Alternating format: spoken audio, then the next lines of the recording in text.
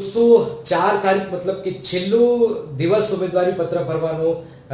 જેમ જેમ આગળ વધી રહ્યો હતો તેમ તેમ સીકે પટેલના ઘરની બહાર સમર્થકોનો જમાવડો આવી પરિસ્થિતિની વચ્ચે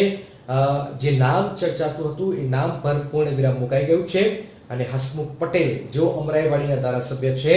2012માં જીત્યા 2017માં જીત્યા આખરે ભાજપે અમદાવાદ પૂર્વ પરથી આ ચહેરાને મેદાનમાં ઉતાર્યો છે એને ન ભૂલવું જોઈએ કારણ કે ભાજપ હંમેશા માટે જાણીતું છે કે કોઈ સરપ્રાઈઝ આવે જેનું નામ ચર્ચામાં આવે છે એનું નામ હોતું નથી એ આપણી પ્રદેશ પ્રમુખની વાત હોય મુખ્યમંત્રીની વાત હોય આ રીતે ભાજપ ખૂબ જ સસ્પેન્સ રાખતું હોય છે અને એટલા જ માટે આ સસ્પેન્સ પરથી પડદો મોડી રાત્રે 12 વાગે પૂંછાઈ ગયો છે અને નામ હસમુખ પટેલનું એક સામાન્ય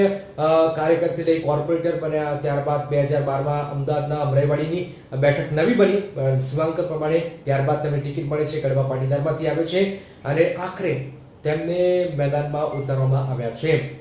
તો ગીતા પટેલ વર્સિસ હસમુખ પટેલ નો મુકાબલો બરાબરનો જમશે કારણ કે કોંગ્રેસ અહીંયા પત્તા અલગ ફેંક્યા તો ભાજપ માટે પણ સીકે પટેલને મેદાનમાં નથી ઉતાર્યા એ પણ એક મોટો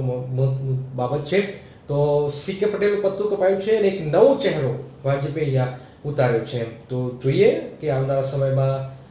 આ મુકાબલો કેટલો રોચક બની રહેશે શું સીકે પટેલના સમર્થકો નારાજગી વ્યક્ત કરશે આ તમામ બાબતોની વચ્ચે ખૂબ જ મહત્વપૂર્ણ લોકસભા ચૂંટણી છે તો આ પ્રકારના વિડીયો શું આપણા માટે લેતો આવીશ